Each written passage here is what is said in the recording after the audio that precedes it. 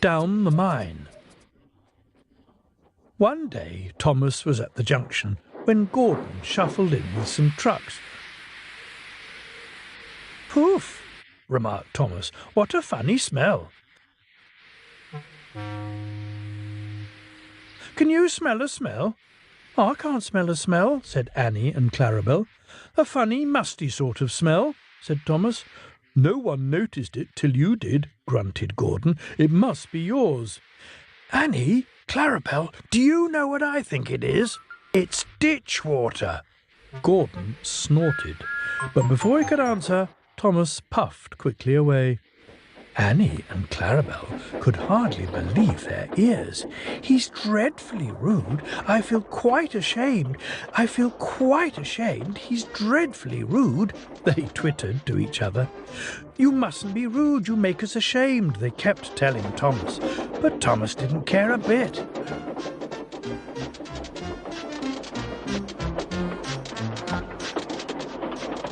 That was funny, he chuckled. He felt very pleased with himself. Annie and Clarabel were deeply shocked. They had a great respect for Gordon, the big engine. Thomas left the coaches at a station and went to a mine for some trucks.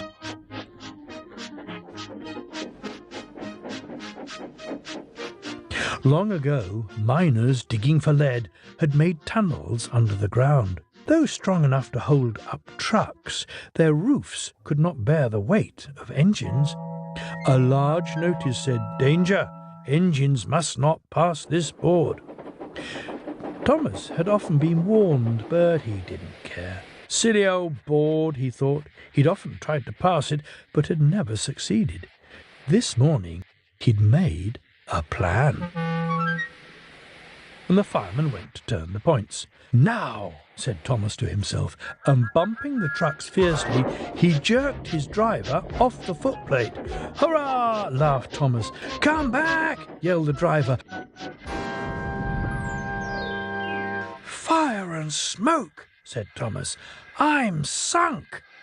And he was. "Oh dear," he said, "I am a silly engine."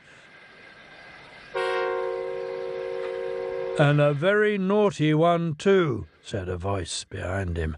"I saw you. Please get me out. I won't be naughty again." "I'm not so sure," replied the fat controller. "We can't lift you out with a crane.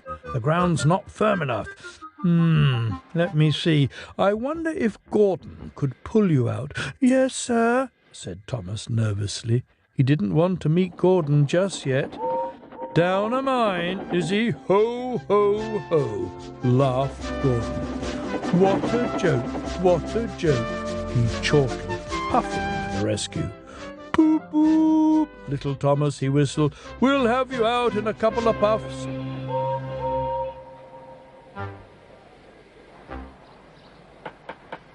Strong cables were fastened between the two engines.